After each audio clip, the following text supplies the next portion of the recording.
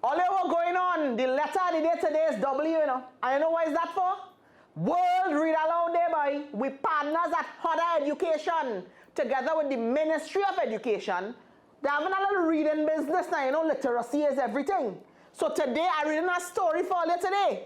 It is from Cricket in the Road by Michael Anthony. And my story is entitled The Sapodilla Tree. So let's clean out all your ears and let me listen to a good piece of story here, right? The tree was so laden with sapodillas that the branches bowed down under the weight.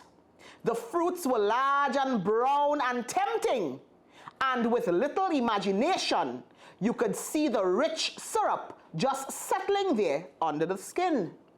Some of the fruit was bat-bitten, and the juice there had turned to sugar, with the black currant-like seeds sticking out. And it hurt the heart to watch the overripe sapodillas that had fallen under the tree.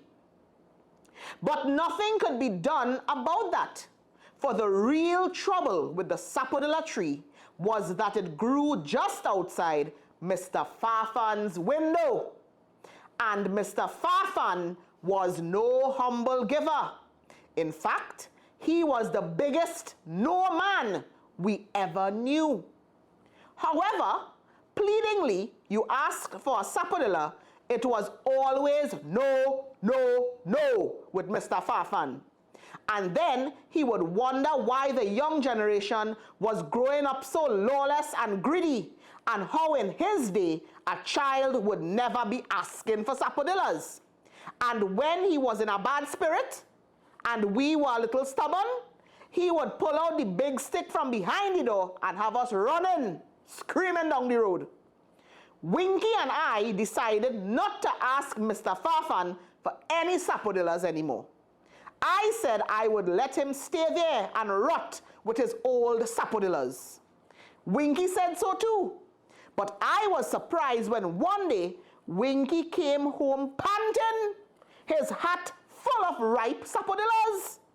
Where you get them, I asked. Don't know, he grinned. I was astonished. He gave you? And then I realized how silly I had been. Mr. Farfan would quicker give his soul away than his sapodillas. There was only one explanation to it. Winky had got up early that morning and raided the sapodilla tree. It was a long time before I could persuade Winky to take me on one of his early morning visits. I had to bribe him with all kinds of things and make all sorts of promises to him.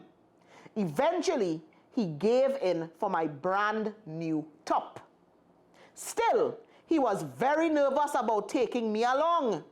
I was not exactly the sort of partner he liked to have when it came to these things. It didn't seem that I was cut out for Winky's role. I was a little timid and seldom efficient.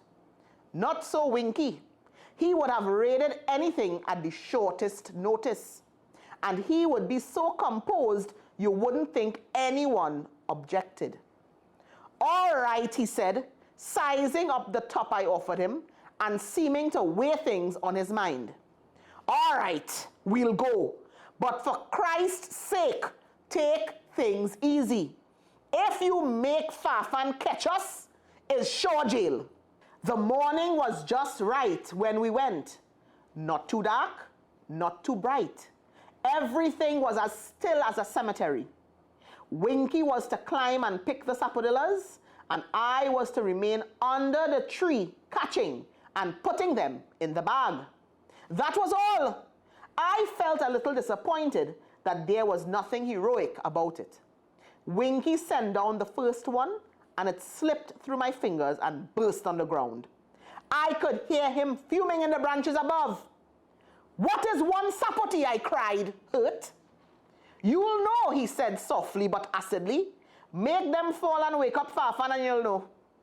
We got over that bad patch and things began going smoothly. I was catching better and better.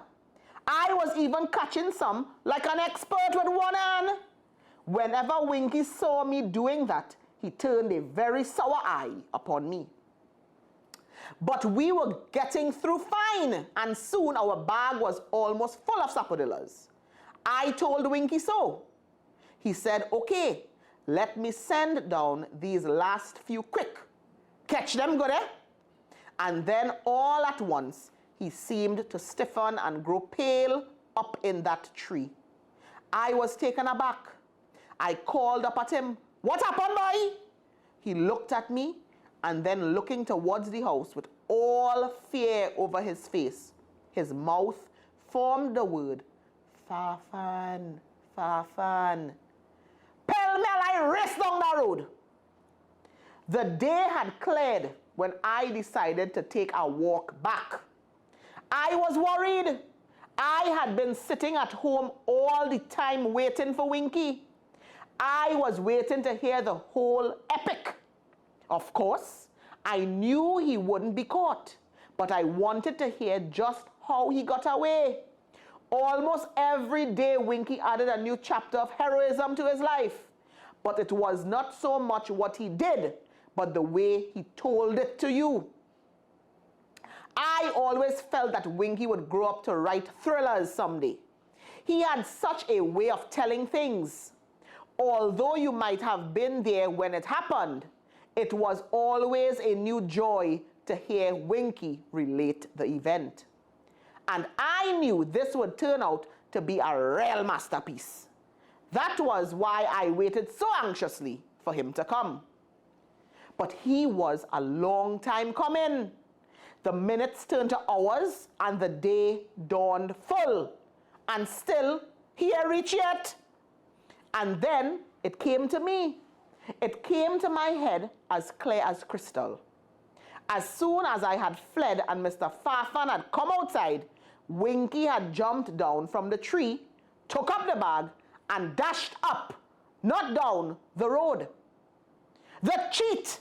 He had gone to the black sage patch, where he usually hid things, swallowing down as many sapodillas as he could swallow and hiding the rest. My imagination ran wild.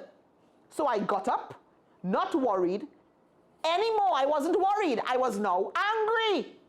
Angry and fuming. After all, what had happened wasn't my fault. I hadn't made Mr. Farfan open the door and come outside. I walked up the road, anger burning inside me. I was going straight to demand my share. I wasn't going to let Winky take my share of the sapodillas just because he was bigger than me.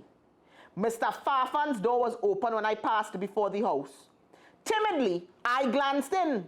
Then I held my head straight and walked past. Morning, Ken, I heard after a few more steps. I started.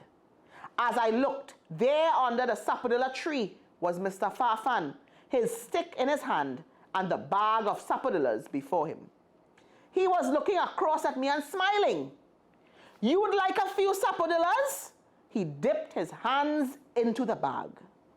I was dumbfounded. My eyes traveled from him to the sapodilla tree, then up the sapodilla tree. You want a few sapoti? He asked again, getting up. But I had already taken off. I ran with everything I had in me, and as I ran, the tears streamed down my face.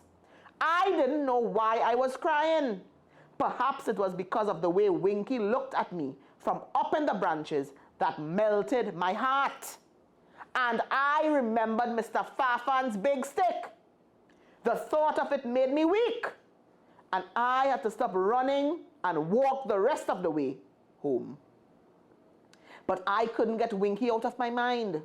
I knew it was going to take more than Superman's courage coming down from that sapodilla tree with Mr. Farfan standing underneath. I was sitting at home still crying when I heard a voice outside. I got up in time to see Winky bounding into the yard. Get away, I cried in welcome wondering how he brought it off. None for you, he said, grinning. It was only then I noticed the basket full of sapodillas. But I didn't say anything. At that moment, I wasn't interested in sapodillas. I wanted to know how he brought it off.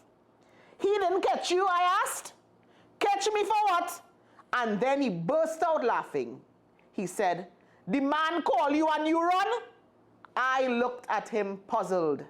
He laughed, and then, unable to keep it any longer, he told me the whole truth. I was stunned.